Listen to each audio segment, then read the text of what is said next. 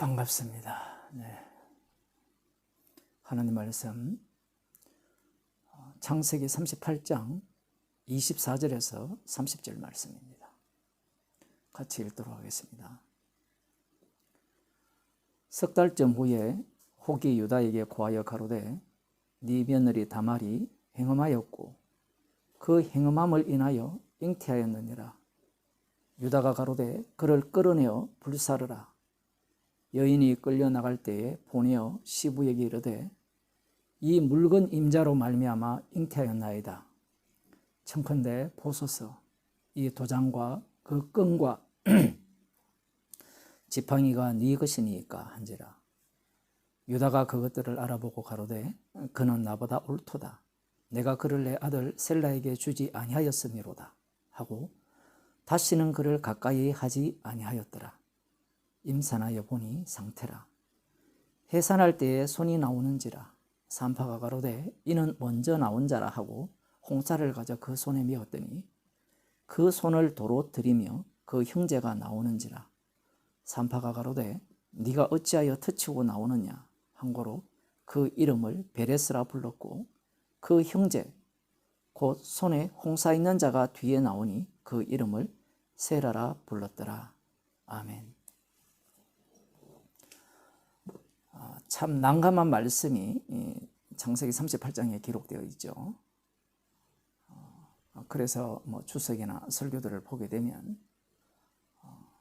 이 난감함을 덮으려고 많은 노력을 기울이고 있습니다. 그러나 38장이야말로 십자가 복음을 이 세상에 대해서 어떻게 말씀하고 있는지를 가장 강렬하게 보여주는 본문이라고 볼 수 있습니다.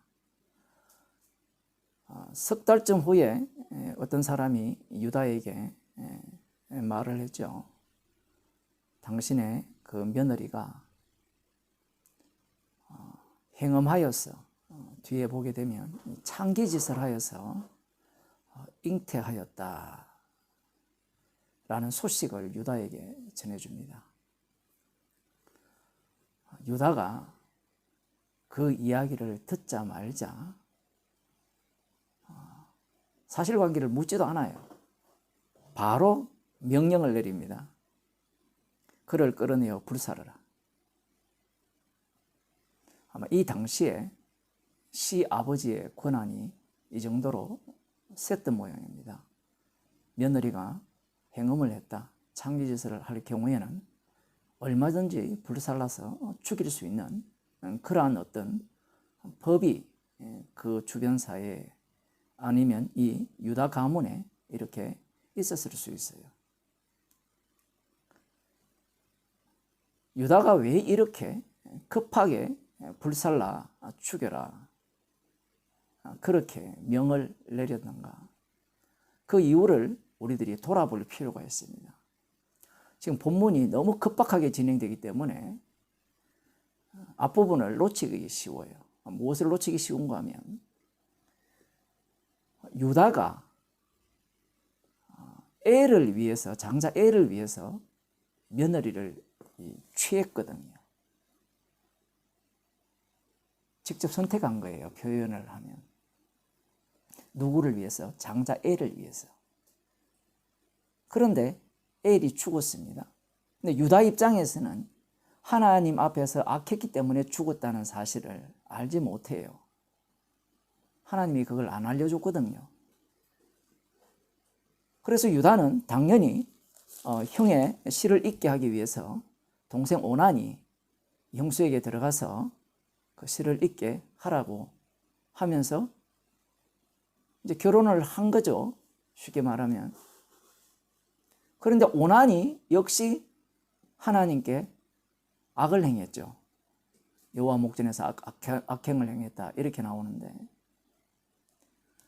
이러한 상황에서 이 유다가 어떤 처리를 내리느냐라고 할 때는 이 셀라까지 죽을까 두려워서 염려가 되니까 다말을 시집으로 그 친정으로 돌려보내고 줄 마음이 없어요. 사실은 셀라가 다말의 남편이 된 거거든요. 사실은 물론 남편인데 허수아비 남편이죠. 결혼을 했을 때 자식을 낳으면 그 자녀의 이름을, 아들의 이름을 자기 명의로 이렇게 해야 되는데, 남편은 남편인데 허수아비 남편, 가짜 남편입니다. 어쨌든 이 셀라의 이 아내입니다. 누가? 다말이. 그런데 이 유다가 주려고 하지 않는 겁니다. 그 이유를 조금 들여다보면, 자, 만일에 셀라까지 죽었다 생각해 보세요. 그럼 어떤 일이 발생한 거예요? 유다 가문이 끊겨버립니다. 그럼 유다 가문이 끊긴다는 것은 하나님의 약속이 끊긴다는 거예요. 나름대로 유다가 자기 이익을 생각하지만 문화 자체가 이미 아버지 야곱의 문화권에 살고 있거든요. 그러니 유다의 입장에서는 셀라까지 죽어버리면 하나님의 약속을 이을 수가 없는 겁니다. 그것은 비겁한 변명에 불과할 수도 있겠지만 자기 가문이 끊어지잖아요. 자기의 대가 끊어지잖아요. 그래서 지금 이 다말을 친정으로 돌려보낸 거죠. 돌려보냈는데 이 다말이 창기짓을 해서 잉태까지 했다라고 하니까 유다 입장에서는 캐제를 불렀죠. 저 다말이 만일에 셀라까지 죽이면 어떡하나 염려를 했는데, 이제 저 다말 덕분에 우리 가문이 살 길을 얻었네. 그러면 셀라는 다른 아내를 구해서 씨를 이어가면 되는 겁니다. 그런 생각을 가졌을지도 몰라요. 충분히 그럴 가능성이 높죠. 왜냐하면 셀라가 죽을까 걱정이 되어서 다말을 친정으로 돌려보냈다라는 말씀이 있기 때문에 그래요.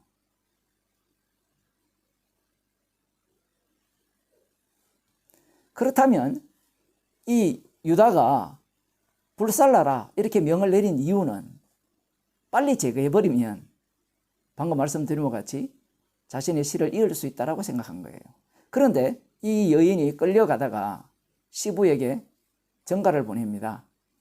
제가 이 사람 때문에 잉태하였습니다. 도장과 그 끈과 지팡이를 보여주죠.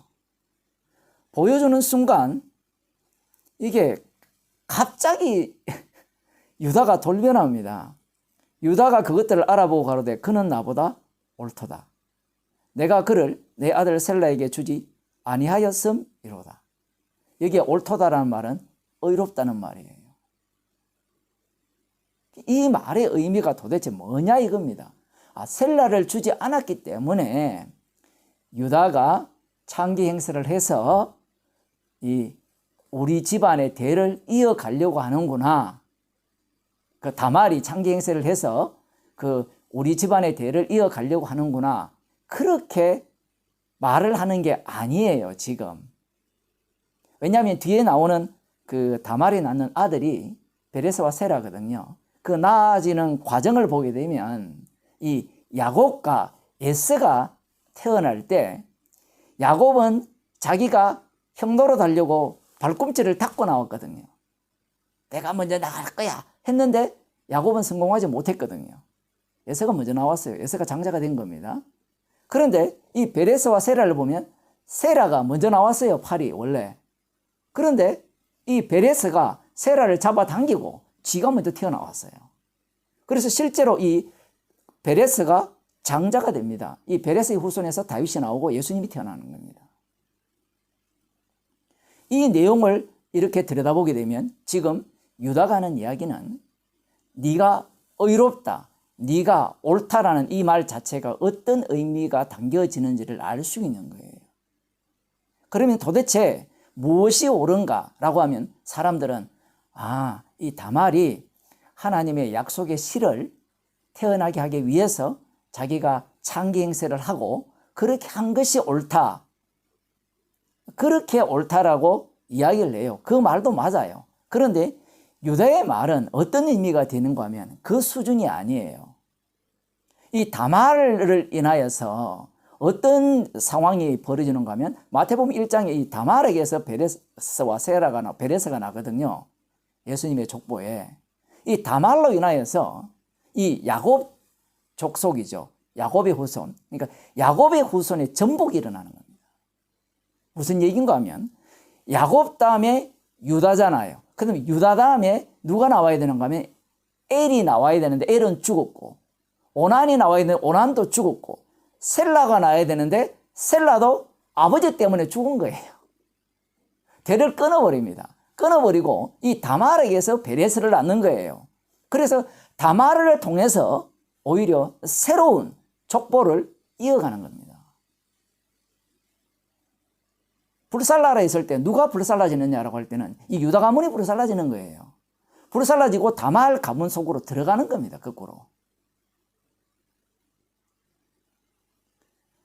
여기에서 이 다말이 취한 행동은 누가 봐도 수치스러운 일이고, 다말과 시부의 관계 속에서 아들을 낳았다는 것은 누가 봐도 말도 안 되는 이야기고 율법에도 저촉되죠. 율법 위반자입니다. 죽어야 돼요. 이 속에서 약속의 자손이 나오는 겁니다. 예수님께서 처녀의 몸에서 태어나셨거든요. 우리는 워낙 많이 들어서 그럴 수 있지 이야기를 하는데, 처녀가 아들을 낳았잖아요. 그러면 사람들이 뭐라 하겠어요? 이 세상 사람들이. 남자가 있겠지. 원인이 있겠지. 여자의 몸에서 태어나니까 난자는 여자 걸 거야. 이래 들어오잖아요, 논리가. 그것도 뭐 믿을 수 없고, 사람들은. 예수님이 처녀의 몸에서 태어났다는 말은 이 세상 전체를 부정하는 거예요. 다말이 옳다라고 했을 때는 유다 가문, 야곱 가문을 전체 날려버리는 겁니다. 그게 이제 요셉에 의해서 드러나잖아요.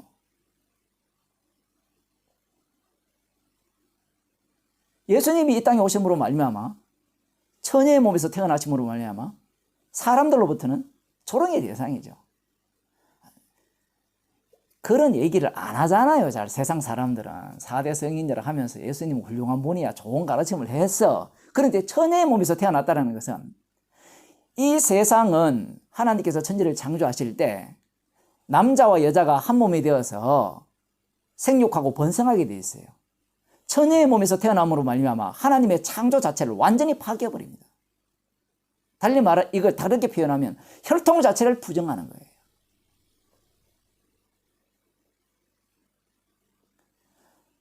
처녀가 잉태하여 아들을 낳았고 그 아들로 오신 그 예수님이 이 땅에 등장했다는 것은 이 세상 자체를 인정하지 않겠다는 겁니다. 그래서 이 세상을 불살라버립니다.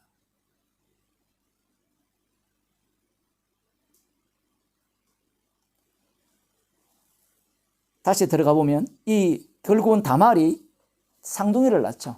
아까도 말씀드린 것 같이 쌍둥이를 낳는데 이 야곱과 예서가 태어나는 방식과 정반대로 지금 태어나게 함으로 말미암아 지금 여기에서 무슨 말씀을 하시려고 하는가 하면 야곱 가문을 부정해버리는 겁니다. 유다 가문을 날려버리는 거예요. 언약이라는 것은 이렇게 이루어지는 겁니다. 이거 충격적이죠. 충격적인 정도가 아니잖아요. 야곱에게서 유다로 가서 엘로 가야 되는데 엘이 날아가 버리고 그 자리에 다말이 들어가는 거예요. 그래서 다말에게서 베레스를 낳고 이렇게 나오는 겁니다. 성경에서.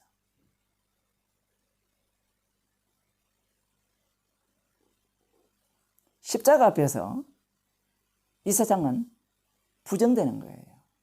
그 어떤 것도 주님 보시기에 선한 것이 없습니다. 십자가만이 주님 보시기에 주님에게는 십자가만이 유일한 의가 돼요. 인간이 하는 어떤 일도 주님 보시기에는 의롭다라고 인정하지 않습니다. 복음을 전해도 마찬가지고요. 진짜 복음을 전해도 마찬가지예요. 그 어떤 것도 십자가 앞에는 부정당하는 겁니다. 그것이 십자가로 만드신 새로운 세상 아들의 나라입니다. 기도하시겠습니다. 하나님 아버지,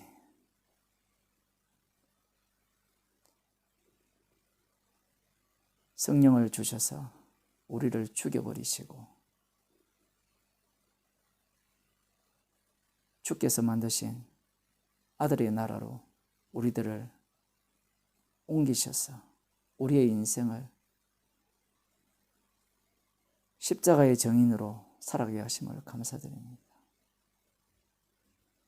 주님의 안목으로 이 세상을 보게 하시고 세상 사람들이 우리를 볼 때 비웃고 조롱할 수밖에 없는 그러한 처지에 저희들이 놓여 있음을 저희들이 알게 하시고 지혜로운 자들에게 가장 어리석은 십자가의 복음을 담대히 전하는 주의 백성이 되게 하옵소서. 예수님 이름으로 기도드리옵나이다. 아멘.